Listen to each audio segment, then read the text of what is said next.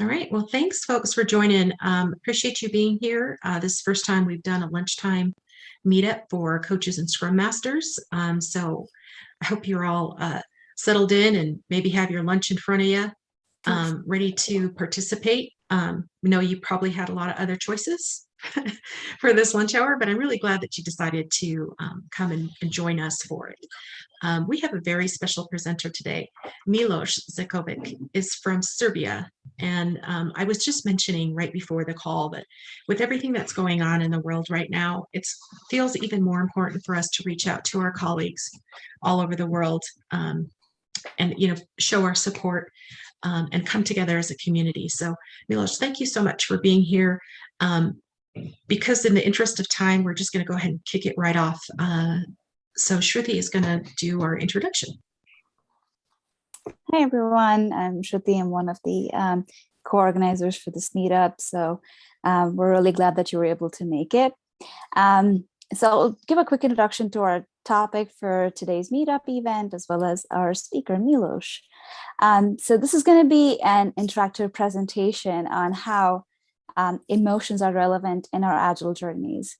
We will explore how coaching in the field of managing emotions can help you support others as humans through their Agile journeys.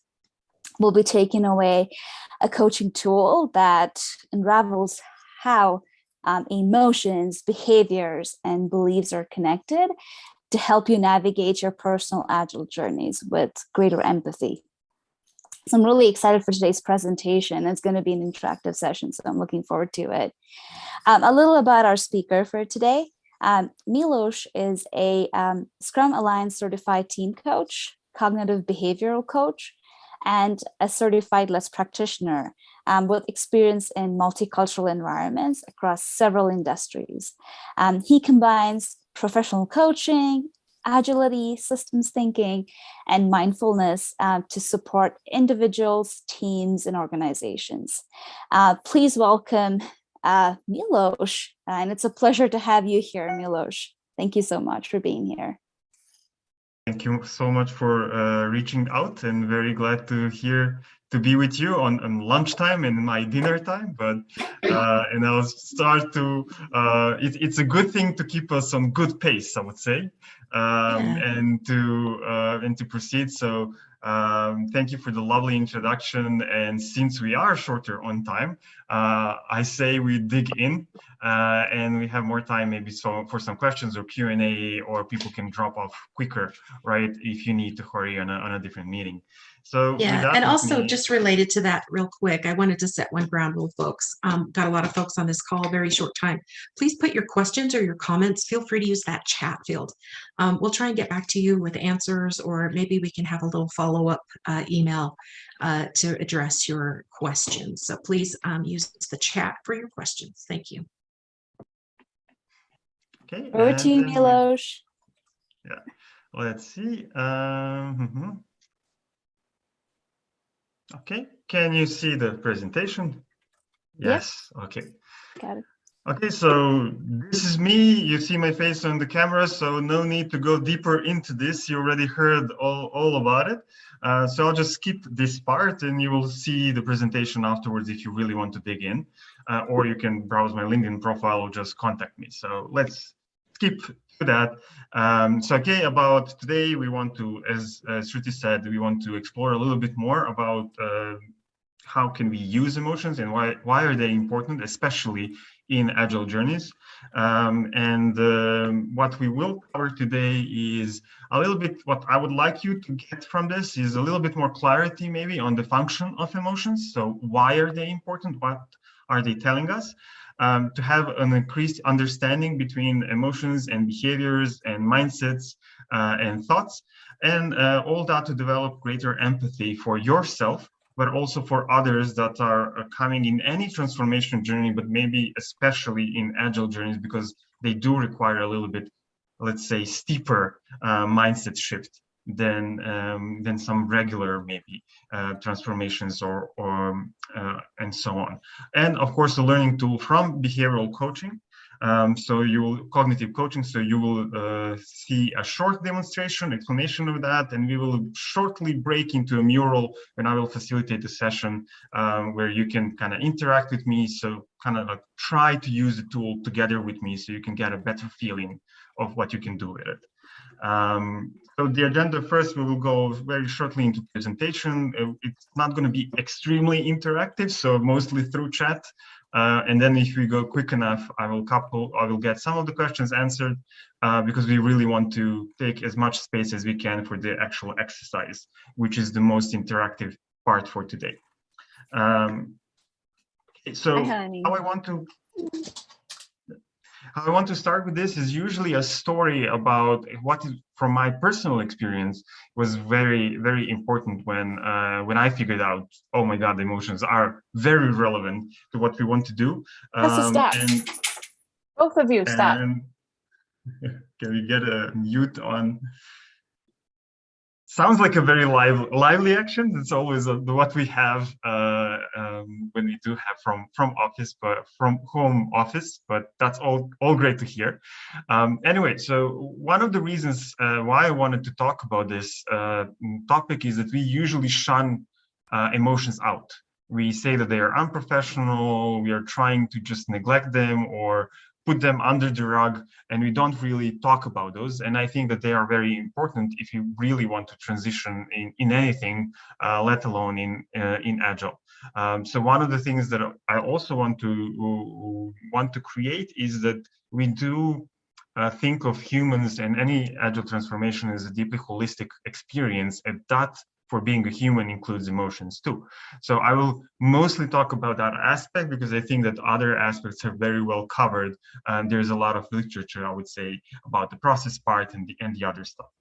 A story that I would like to share is one of my clients where I work with a team. They needed to create an Agile team from zero, from scratch, and they never worked like this. And we talked about it, and everybody was very pumped up and energized around working in this new way. When you presented, when they first heard what this was about, right? And then fast track into some 2 months of implementation, and we have an issue in the team revolving around the person that very much wants to be Agile, right? But it just so happens that some of their life journey when they are right now is not very aligned with behaviors that you would ask of people in Agile. So this, what I want to emphasize here is that this is not a case of somebody resisting to be Agile, doesn't believe in it.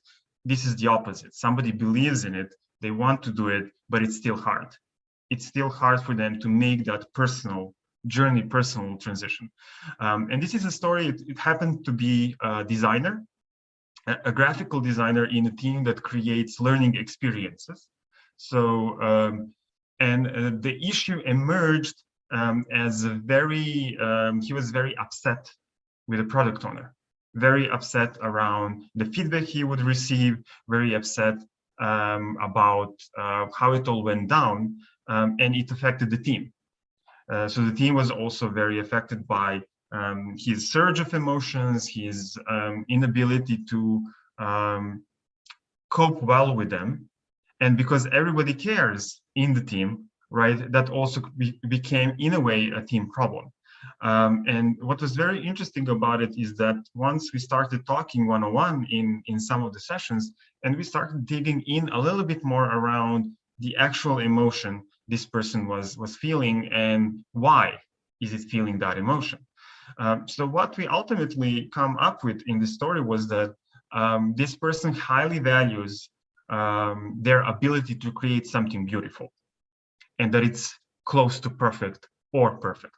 And this is something that makes great designers, absolutely great designers, but it does collide when we ask people to, create first step, create something that's not perfect, make it quick, make it dirty, make it just so that it's not actually going to be the right thing, because we don't know what the right thing is, right? So this was very interfering with this person's sense of self-worth, of how they are contributing to the team. And that's why the strong emotion developed, because this was a core of their being. So we had to actually talk about that and really understand how can you integrate this belief, or how can you might want to change this belief for himself, so he can be better integrate and be more happy at workplace, because was the ultimate goal that we wanted here. So that's a story that I always say to kind of like just go into this, and I'm seeing some of people nodding heads, so I'm sure that you can find in your experiences at least one or two people that had a similar reaction on a very personal level, not just like, I don't believe in this crap, right? And this agile, whatever, but it was really hard for them on a personal level to go with that. So I hope that you have a coaching story in your mind right now, so a person or somebody with a similar experience, and that you can use that as we go through the presentation to kind of like match your own experience to some of the theories and thinking that you will see in this presentation. So what emotions are telling us, and how is this information useful, right? So one of the things that emotions do tell us is what's important to us and how important that is to us. And I like to point out here that emotions have this motion, right? So it's what moves us into action. So the more you believe in something, the more something is valuable to you, or the more something is meaningful to you, you will develop a stronger emotion if that's endangered in any way. And this is a perfectly normal human reaction. And thus, it means that if I do react, or if I do feel emotion strongly, even if I don't act on it, it really tells me something really important is happening right now. And I need to find out what it is. It's also the nature of the emotion tells us what do we personally believe in our ability to cope with the situation that's arising. And it also directs us into certain actions or certain movements. So for instance, for the person that we talked about, right? So for him, it was very valuable to create something that's beautiful, that others recognize as beautiful, as something really nice and really well put together, right?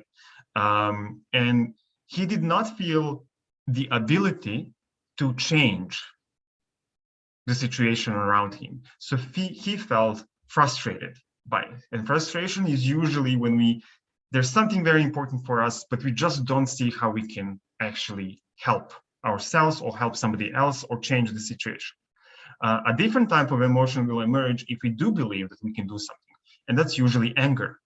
So the anger says something very important to me is being violated in some way, and I do feel strongly that I can change this, so I will act. I will not go and say, oh, this is so frustrating, I can't do anything about it. I will actually actively try to do something. Maybe not from anger, but the anger will actually direct us in the energy of being more active and less passive, maybe about it, less complaining and more active. So the type of emotion also dictates some of our perception about what we can do. And in so doing, we have a clue of what do we need to work on. It also provides some of the clues and beliefs and into beliefs, thoughts, and behaviors, or mindset. So worldview, what do I believe about myself, or what do I believe about this team or this organization? How does this function, right? And can I be happy, for instance, in this? So all of this will tell us, you can get this information from emotions. So this is why the part of how do we manage emotions is very important. And one of those is first to be actually aware of it.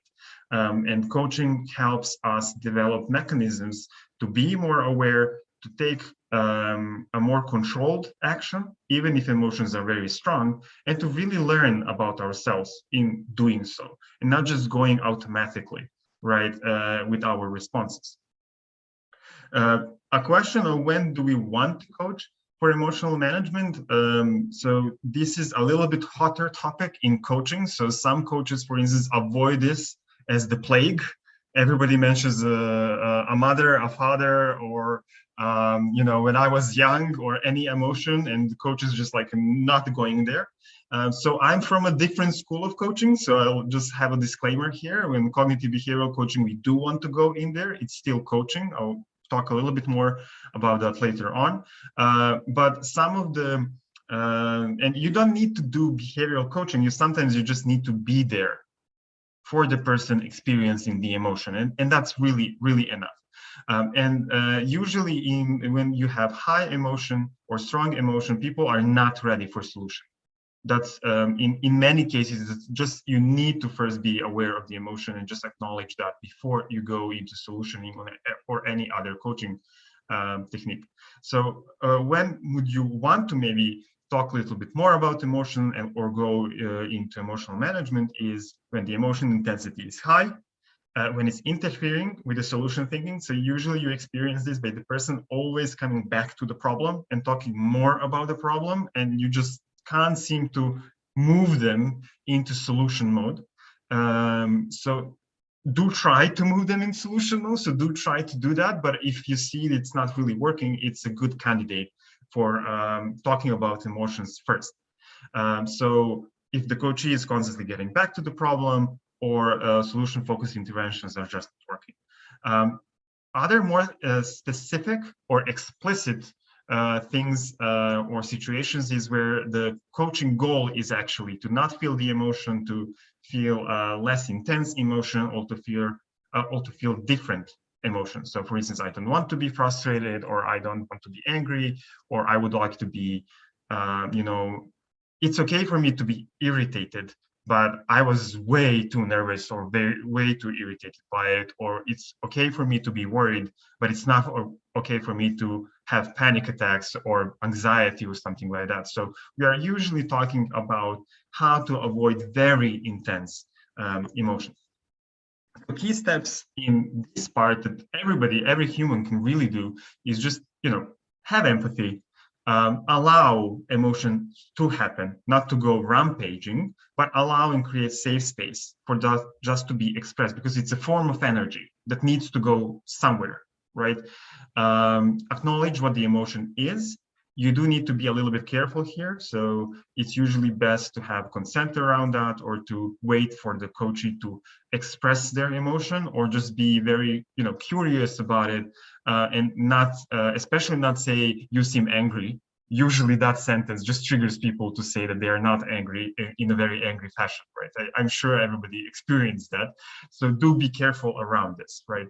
Then normalizing the emotion as a completely human way of reaction, understanding what's it for, what's the function of this emotion, and then exploring some mechanisms really for how to develop the awareness that the emotion triggered. A lot of people actually are not aware, especially in the moment, what the emotion is, and then creating mechanisms for management. And the most important part is incorporating these mechanisms in everyday life. So it's not just inspection, it's adoption in some way, and it will take some time, right, as any other. So really what I'm saying here is try to treat the emotion as a resource.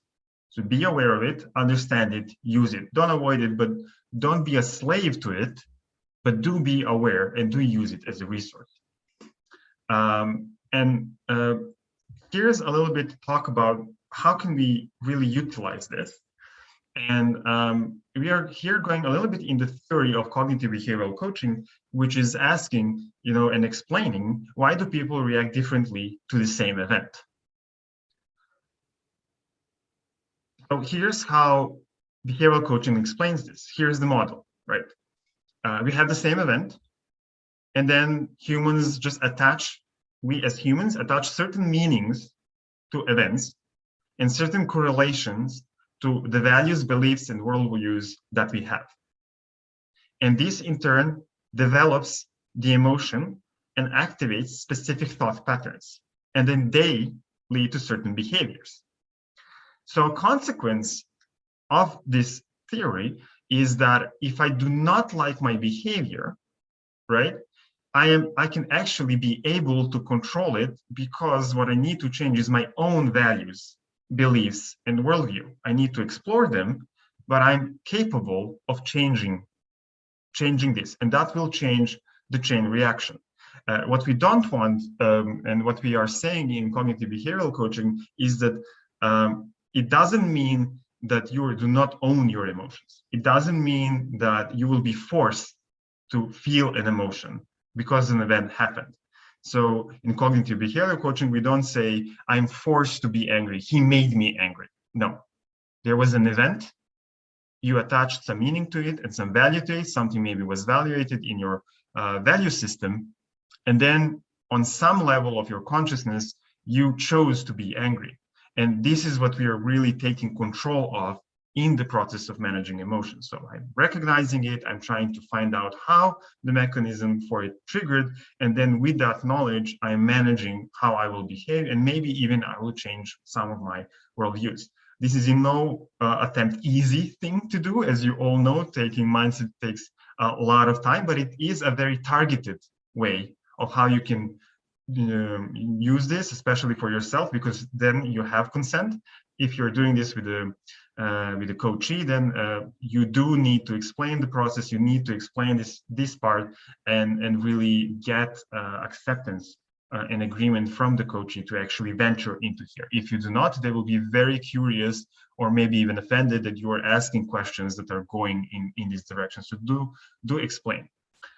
So the process of coaching here is really around making people aware of how they react and helping them choose how they react.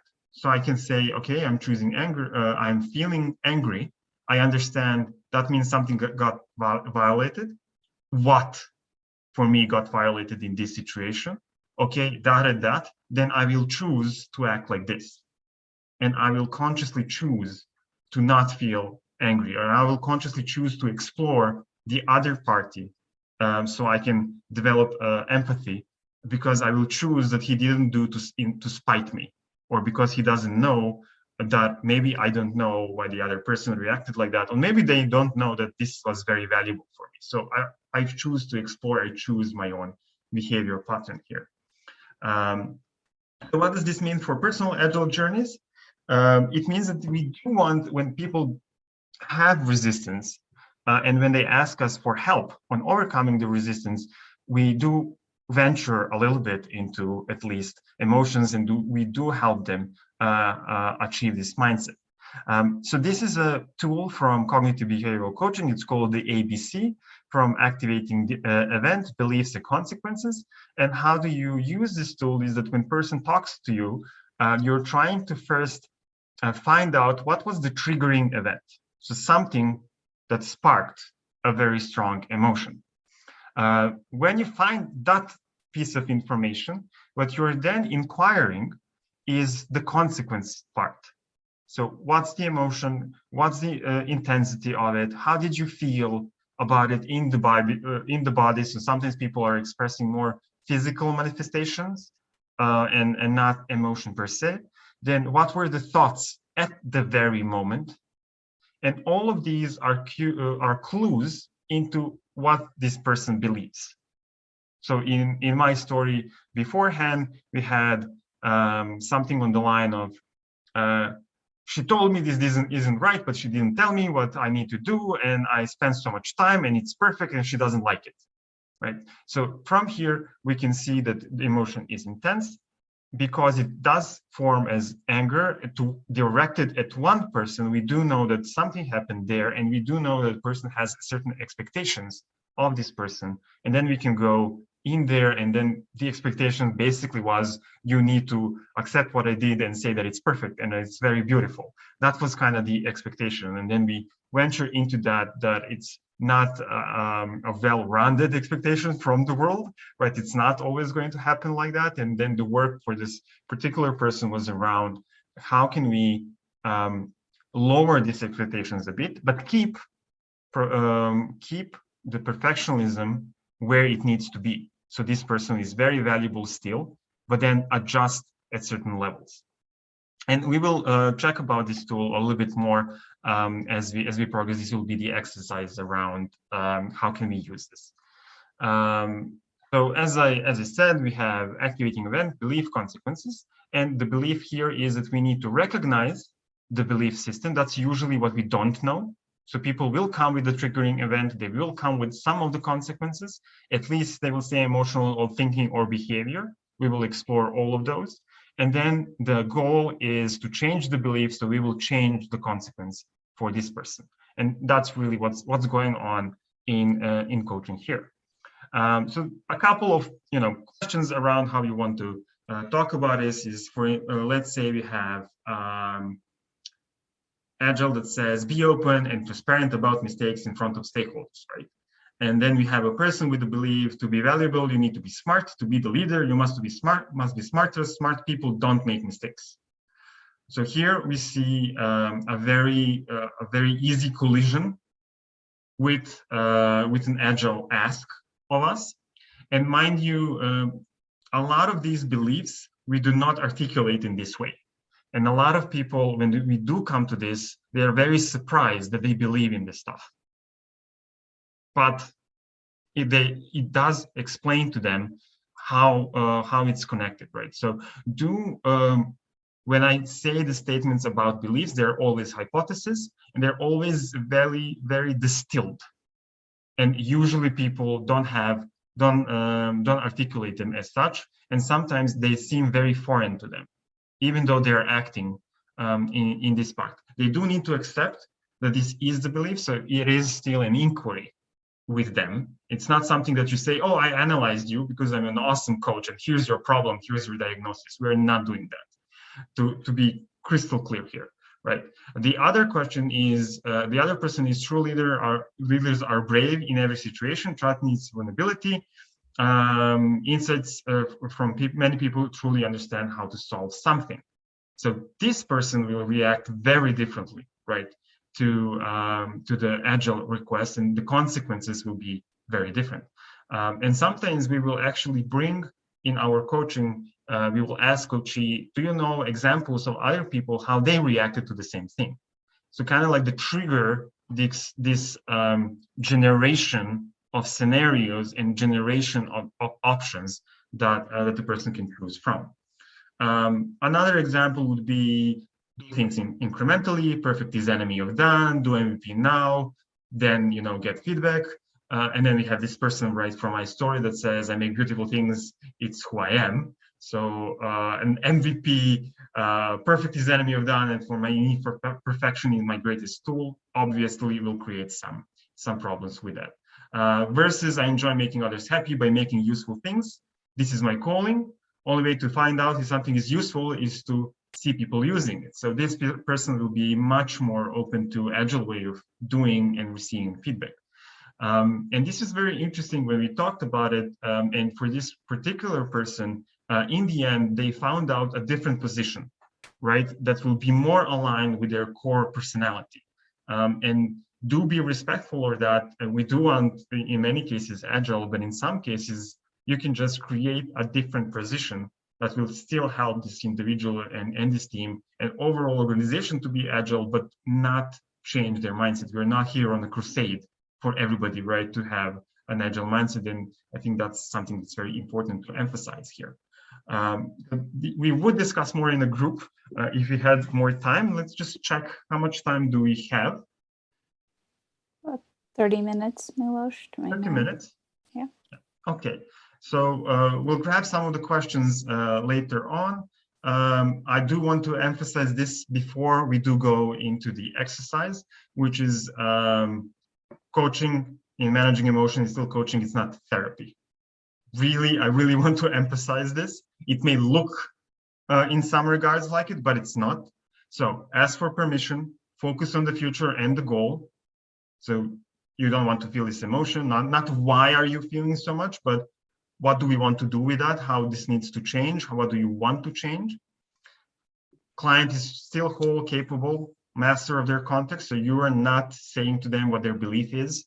You are in conversation with them to find out. You're not saying what the emotion is. You're in conversation to find out. Be careful and respectful when we talk about emotions. Meet the clients where they are. Sometimes they're just not ready to talk about emotions. Sometimes they're not ready to talk to you about that. Sometimes the only thing that it takes is one day to be ready. Sometimes it's not going to happen that easily. So sometimes people, when you do start talking about emotions, might go into therapy to ask you to go there. So maintain the coaching boundary. And if they do need therapy, point them to it. Consider training more in psychology or emotional literacy if you're not feeling confident in venturing in these places, and also share that with the client if you're not confident. Share that the most you can do is listen and have empathy if that's where you are. And really avoid labeling people. So for instance, you're a perfectionist, that's why you feel this or that. It might be very alluring to do that with all this knowledge, but please refrain from that. It's not really helpful. It's usually very harmful, right? And do consider your own worldviews and thoughts when you do coaching. So in the individual practice, so here, let's just go, I will stop sharing my screen and we will go, maybe just answer quickly a question or two. If there's something that's burning for understanding of the concept. So Lori or Shruti, if you have a question like that, let's maybe answer it before venturing into the exercise. Sure. So we did have a question here. I'm a teacher trying to transition into a Scrum Master role. Would you say this sort of coaching is also part of the role of Scrum Masters? Could be. So nowhere does it say this is what you need to do, right? It could be that you help them with the transition. It's what coaching is often for, somebody transitioning in a new role. So it could be for the teacher, of course. It could be also very useful to explore this in terms of, is this person core motivation aligned with Scrum Master, which means they will be very good at it and they will be happy at that. So it can be useful there, but it's not a must.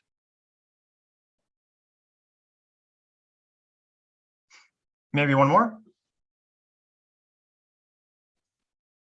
That was the only question we had. The only, okay. Yeah. Okay.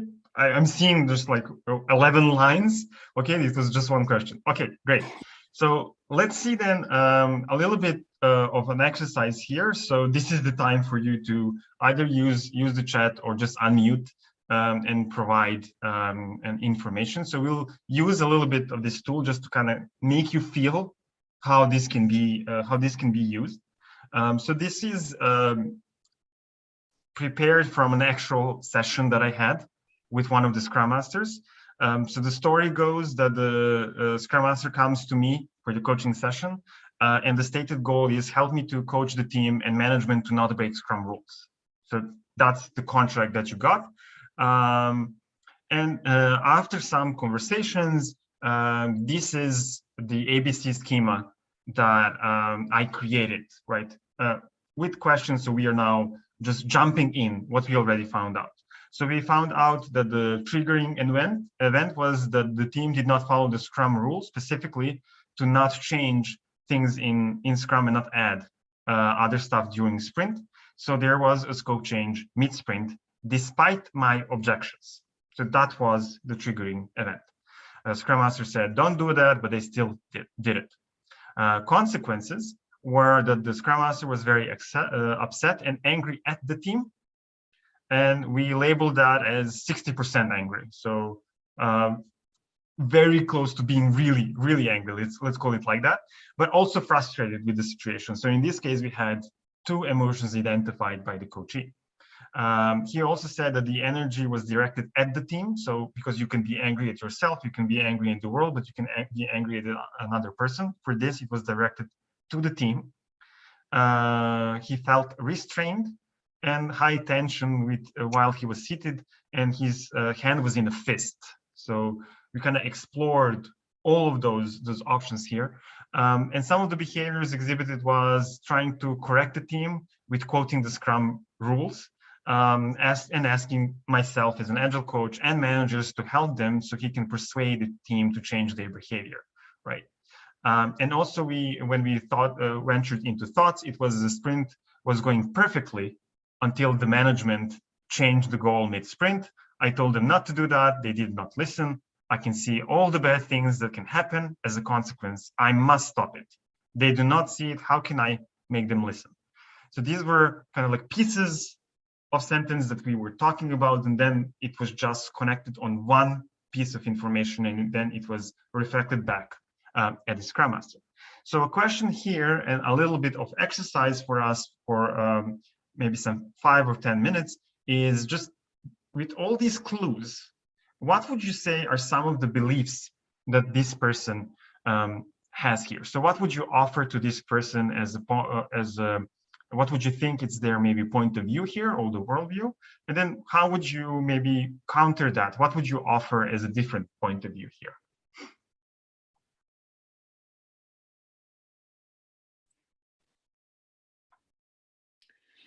You just want people to speak up here?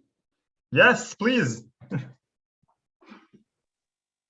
I had a thought. So I just recently earned my CSM, so I'm like totally new to all of this stuff. But from my understanding, a Scrum Master is really just there to offer suggestions, right? They're not in charge of the team's decisions.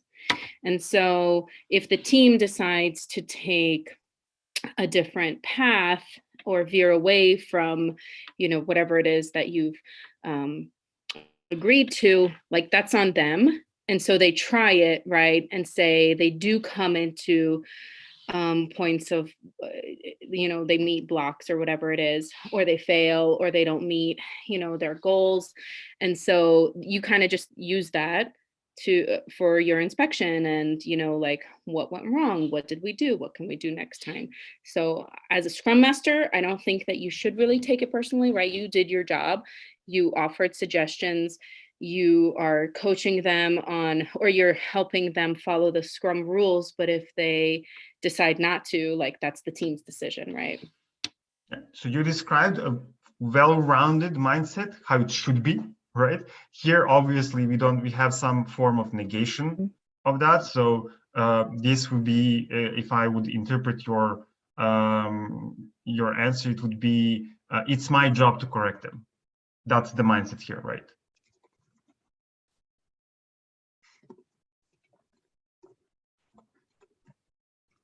Yeah. What others can we see from the clue here? We have rooted in structure and rules. So let's follow the rules and the structures. Must control and correct people, or something bad will happen. And we actually have it here in the thoughts, right? I must stop them, right? There will be bad things happening if I don't stop them. So we can see that there is a clue about he's actually trying to prevent bad things to happen. So he's coming from a good place, but here's how it's exhibited, and here's what emotions come into here. I think fear of failing. Yes, fear of failing. As a Scrum Master, you're failing? I'm asking for clarification. Yep. Yeah, it's a reflection on them not being a good Scrum Master. Yes. I also noticed this line about how can I make them listen? I think listening is a whole area of relatedness, and it's as if the person's caught in they're just in their part, and there's the empathy for what's going on in the other characters here in terms of listening to whatever his perspective is putting forward. Yeah. And this is a very I loved your comment here. It also goes back to what anger is. And usually when we are having a unhealthy anger, we are saying we are in the right. We are definitely right. They are definitely wrong. They need to change. Right. So there is no much room for empathy and understanding of others' motivations. And then the goal would there be to have healthy anger that just recognizes that, but explores and has other options. So very well caught.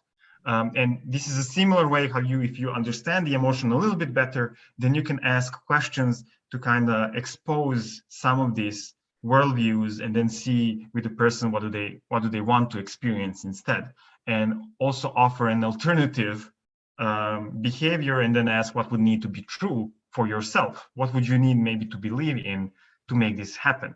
So there are other possibilities there. So lovely. Let's stop here with the time that we have. So if you stop respecting our team agreement, we'll ignore all of the content or our agreement. Yes. So here's a little reveal, right? So what happened at this session in real life? So what we came to was that the Scrum is the way. Right? This is a person that really believed this is how it needs to be done, right? If the team breaks the rules, we get to bad outcomes, which is a disaster we must avoid. So the last part was not conscious. We actually needed to talk about this, right? I believe the team and management do not understand the consequences. I must say them from the mistake. So there was a belief that they do not understand. If I see a possible problem, I must stop it, or I'm not capable as a Scrum Master and therefore not a valuable employee. So you cut this one very well, right? What was my main coaching intervention here was, and notice the change in perspective that I'm trying to put to this person so they would change the perspective and therefore the mind view. So let's imagine the team does understand. So a complete negation, right, of one part of the belief, Agile and Scrum, that they are capable and responsible, and the decision was the right one. How would you defend their decision using Agile principles and values? So notice that I'm also choosing to have Agile as a reference point, as a point of reference, and asking them how would they kind of like reversing the role. Instead of attacking, why is this a bad thing? Tell me why is it a good thing if you look at the Agile. And the conclusion, which I never could have guessed from the beginning of the sentence, was actually that was a great show of agility of the team. And there were a lot of actually good arguments that the team made that the Scrum Master was not aware of at the time while he was angry. When he stopped being angry, he recollected, oh, well, yes, actually, we did get a critical information that would make a lot of things in the sprint actually obsolete. And actually, there's a line in the Scrum Guide about that. So we were able to, come back to that place. And this is just one way, one intervention. And with the limited information that I showed you here, there might be a different worldview. So this, please find out this as, think of it as one possibility, right? That when people are experiencing anger or experiencing other triggering events, this might be one mindset behind it and one intervention that can help you with that. So maybe like we can open now a little bit for discussion, for questions and answers. So maybe a first question is from me to you is, how would you then, knowing this information, seeing how maybe I intervened, how would you intervene? Let's generate some options of how can we be coaches for this person. What would be maybe a question or a different intervention, so you can try to get this person to a point of view that they can appreciate what's happening here.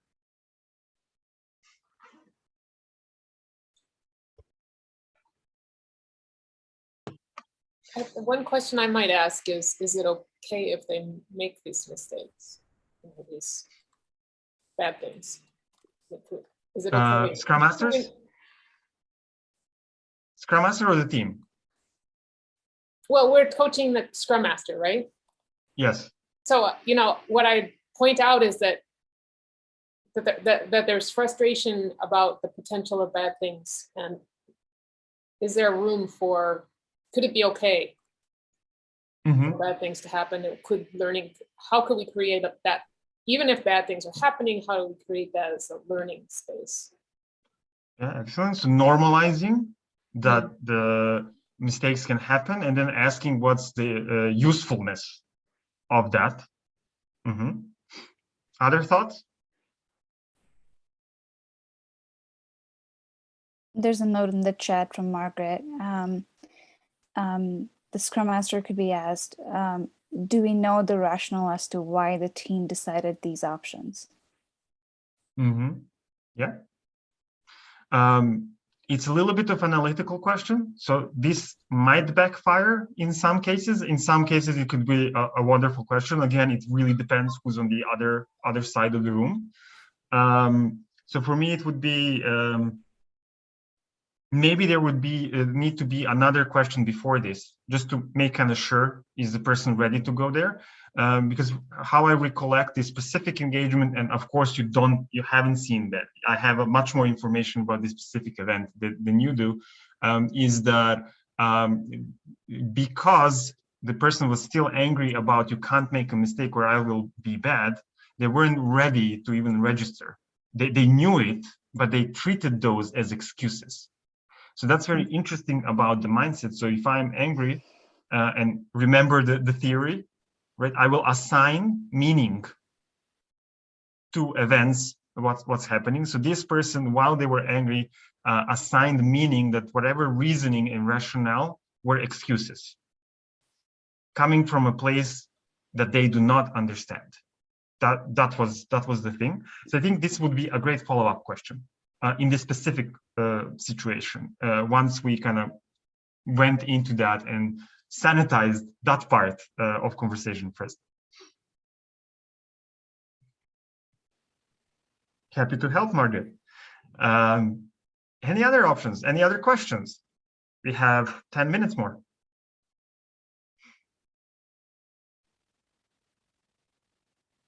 Like, has the Scrum Master actually discussed with the team what's working and what's not? Because this seems to be a person's perspective, but then, our job is to support the team, right? So has that even been addressed with them? In a So way, it's like but one it's very person's confrontational. Yeah. But it's a good intervention of, and what did they maybe, have you spoken to them? Or how did you spoke to them? So a little bit of interaction there, and not just to be one-sided thing. Yeah. Or maybe even how did they see in your insistence of rules? That might be an interesting thing. And it might be a good follow-up. How do you react when somebody behaves like that? So this is when we extract the behavior. So, and then we say, okay, how do you usually react when somebody comes to you and says, follow the rules? So it develops a little bit of empathy, right? And then from that place, it might be more useful to come to see the situation in a different light. So yeah. Does everyone understand why the sprint goal changed?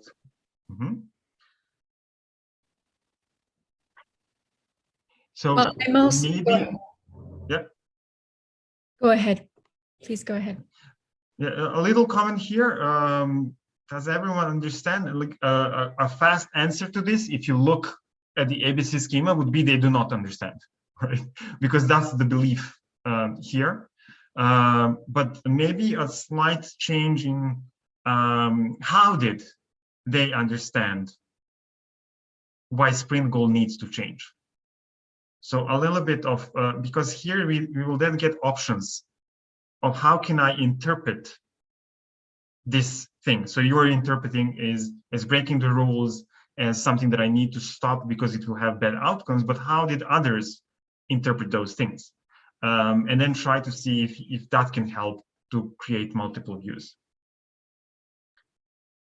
Yeah, Milos, I like the way that you structured this kind of like working out the emotions. And I think it also allows an opportunity to do something that you mentioned earlier, which is ask permission. So if I had somebody that I was talking to and they gave me this information, like thoughts or images, what was going through my mind, I might at that point say, hey, is it okay if we talk about that? Because, I'd like to understand a little bit more about how you got to that conclusion. Oh, that's lovely. How you got to that conclusion. Excellent. Love that. And it kind of opens the door for folks to realize that you're guiding more towards the behaviors and the actions and the emotions around it than the conclusions, right, that we make in our heads of what's going to happen. So I think that this would be really helpful for someone, especially that is not used to talking about how they feel. Yeah, and you can use metaphors also here in terms of, some people like more, let's say, experiences. Other people like more logical talking, and some like more pragmatic arguments. But you can also use different metaphors. For instance, okay, if this was, if you were a scientist, right, where would be the clues here? Or what would be the facts? So you can reach out this conclusion, right? You could attack from that front too, right? For instance, I will not, right, be a good Scrum Master. Is who said that? Where's that written? When did your boss gave you that inclination? Did you had that conversation? What did he or she say? So you can see a little bit like a detective story. And usually when you do go there, yes, ask for permission before venturing into that. So it might be, would you like me to explore that? Maybe we could, approach this from this angle. And maybe the crucial part here is, how do we get from the place of they are to blame to I might want to consider if I need nothing to change. Yeah.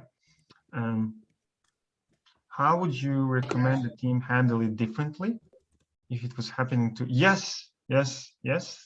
So recommendation might be very interesting, although I'm worrying that in this specific conversation, that will just be follow the rules, right? Just when we look at if that's the intervention, but digging as follow-up questions might be very good from this point of view. So if it happens again, how would they do? Or it's actually a variation of what I did. I just said, let's reverse. Let's say they are capable, then what they would need to do. And what he was getting at in the end was actually they would change the scope. If I assumed they will change the scope, and then we talked about it. But it could also be a very good opening depending on who the team is and what the Scrum Master is. I feel I would want to explore more context here. Is this a regular behavior? Yes. So is this just a one shot? So again, it opens up to sharing with the team. Is it isolated? Could we articulate some of your fears as I observe them to be? So that's, yes, again, careful depending on your relationship, because here he did not mention fear. So a little bit careful around that. But if you have a very good relationship with a person and you already talked about it, then go for this question, right? So it depends about your relationship with the person here. We need to explore. So let's get the definitive things out and let's explore. So another very good intervention. Awesome. You guys are very lively at lunchtime and your brains are working. So that's nice to hear. So I think that's probably all the time we have for questions today, but I did post the full-length workshop that was recorded at the Scrum Alliance coaching retreat. So if you felt like you had something that was speaking to you today and you'd like to hear the full version, I encourage you to go out there, check that out. There's also a ton of great videos from Scrum Alliance that might be of interest to you. Great. So Milos, we'll have this posted up to YouTube, and I will let everyone know when that comes out, so you can review and share with others. That's awesome.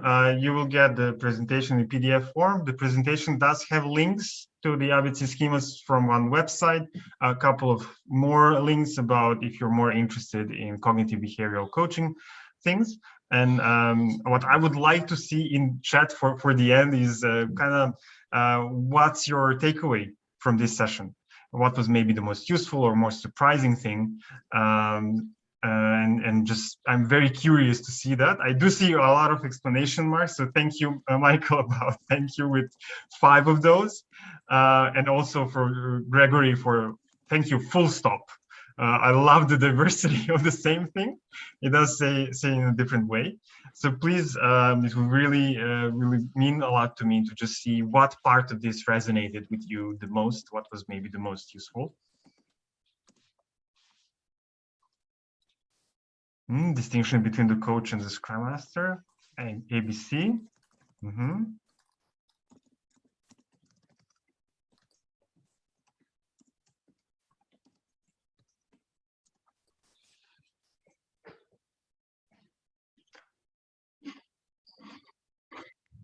Not prescriptive methodology, yes.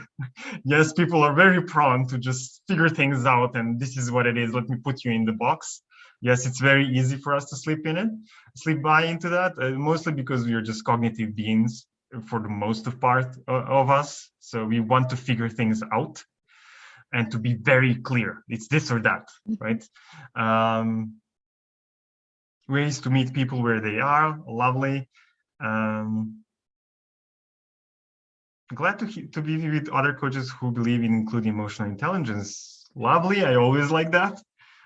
So let's make a little bit more courage to venture into that part of coaching.